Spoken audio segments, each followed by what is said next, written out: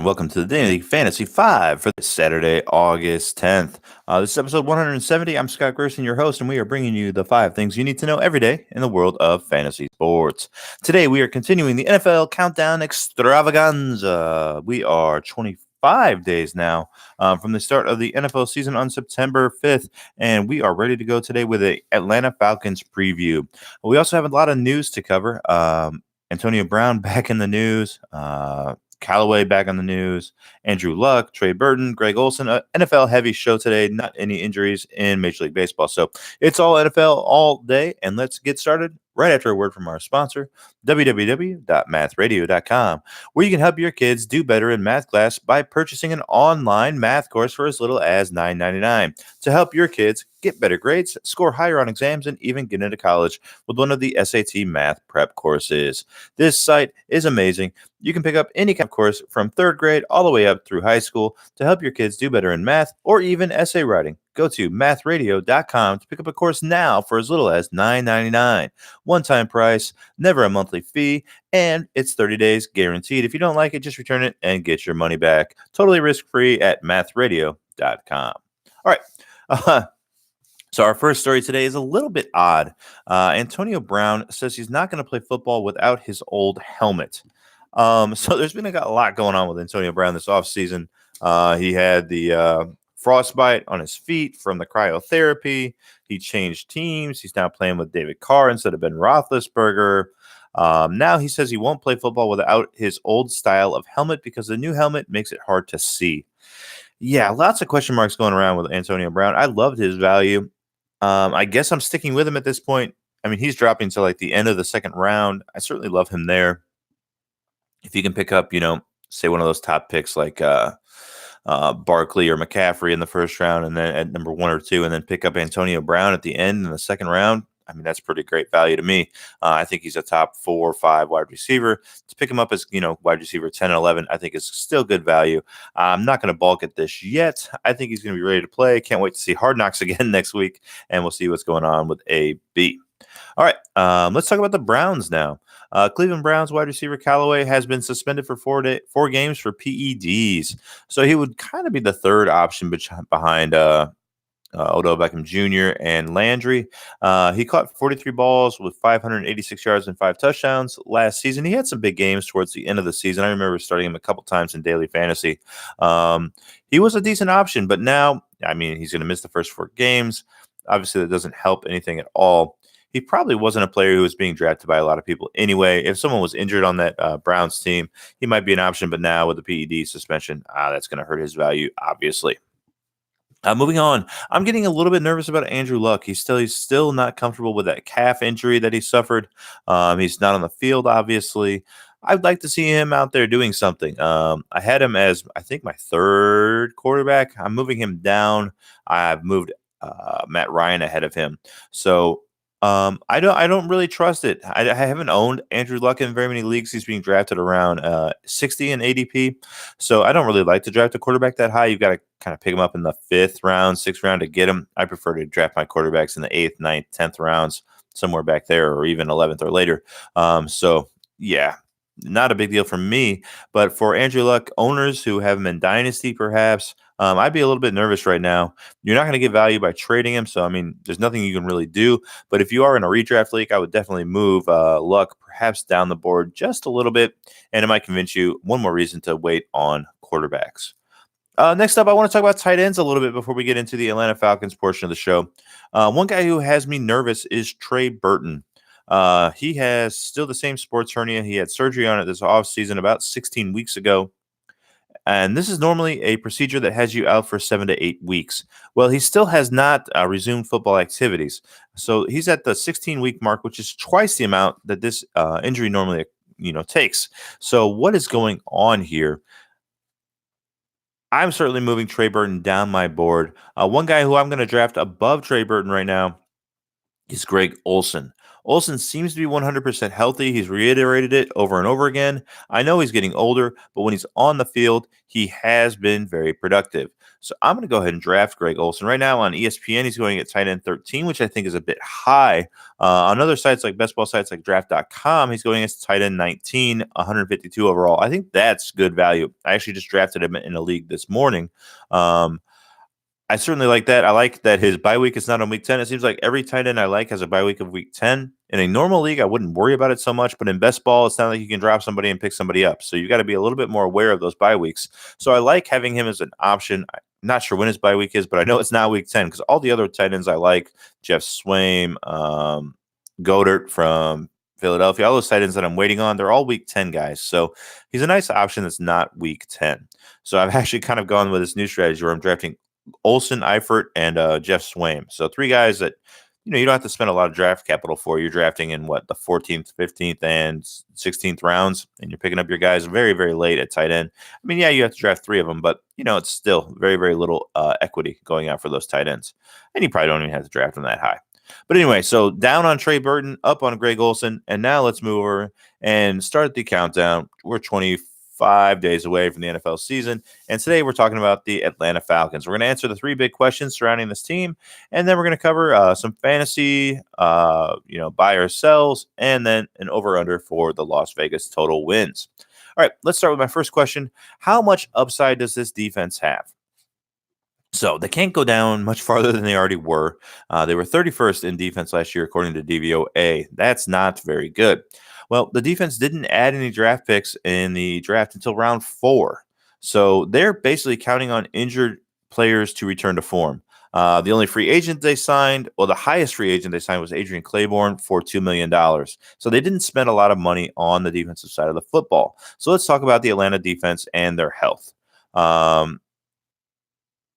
Let's see here. The defense obviously had a lot of injuries. The defense ranked 25th in health last season. Okay.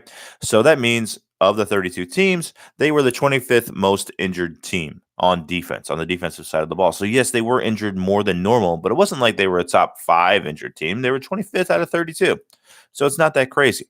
It seems that they're hoping that good health is going to turn everything around. However, they weren't super unhealthy in 2017 or 2016. In 2017, they had the 22nd defense, according to DVOA. And in 2016, they had the 26th ranked defense, according to DVOA. So I'm not really sure that health is a big part of their problem on defense. I just don't think they have the skill to compete with some of these other teams. Now, is there a huge difference between being the 26th defense and the 31st defense? Probably not. You're going to give up a lot of points no matter what. But certainly, if you can get to league average, that helps out your team a lot by just being able to get off the field. And it doesn't appear Atlanta's going to be able to do that, in my opinion. Okay. Second question. Could this be a top 5 offensive line? Now, if it does happen, that would be huge for this team. So last year, the O-line ranked 12th, according to PFF.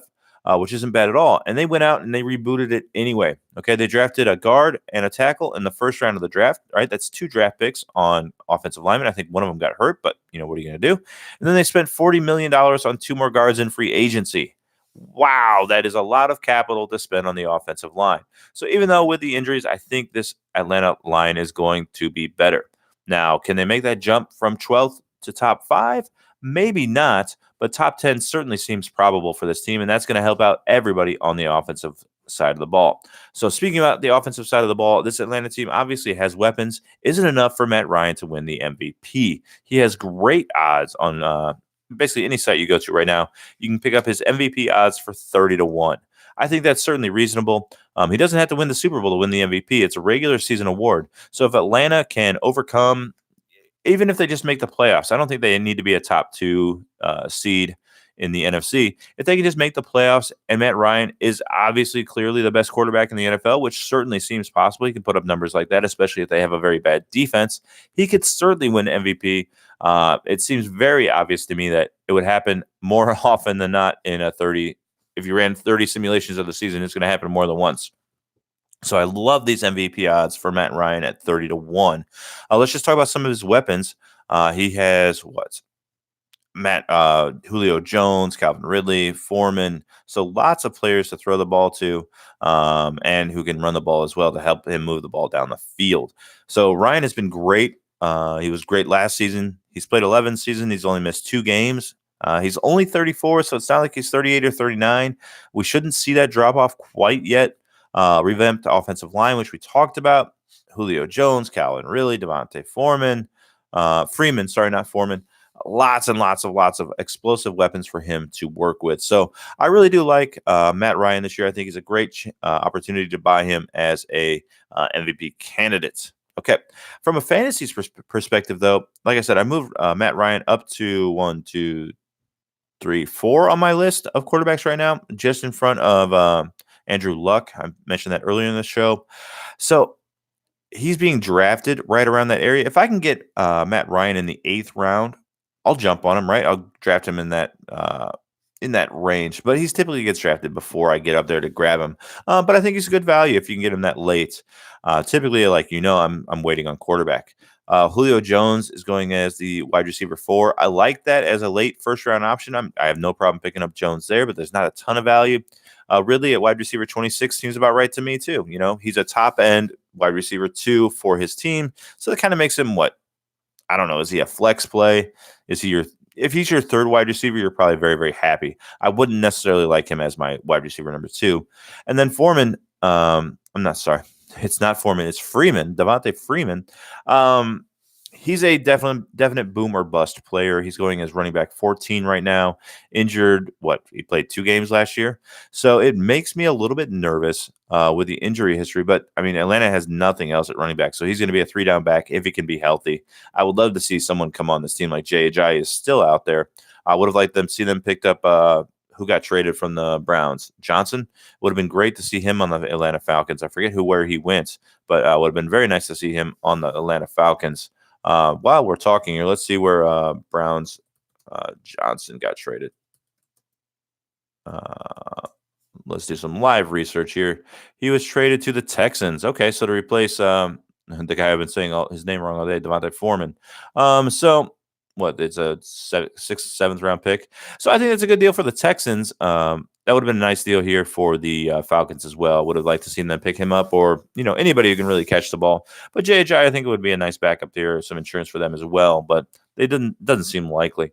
So yeah, not a lot of sleeper upside here for the Falcons. Again, boomer bust, and then just guys that are rated high that are probably worth their ADP, but can they really outperform it? Probably not. Okay, so let's get. Obviously, I'm not buying their defense at all for fantasy purposes. No. Okay, over under Vegas has them at 8.5. I have them winning only 8 games, so I'm a slight under, but obviously not a bet available here. It wouldn't shock me if they win 10, 11 games, but it also wouldn't shock me if this defense is just putrid and they won 6 or 7 games, right?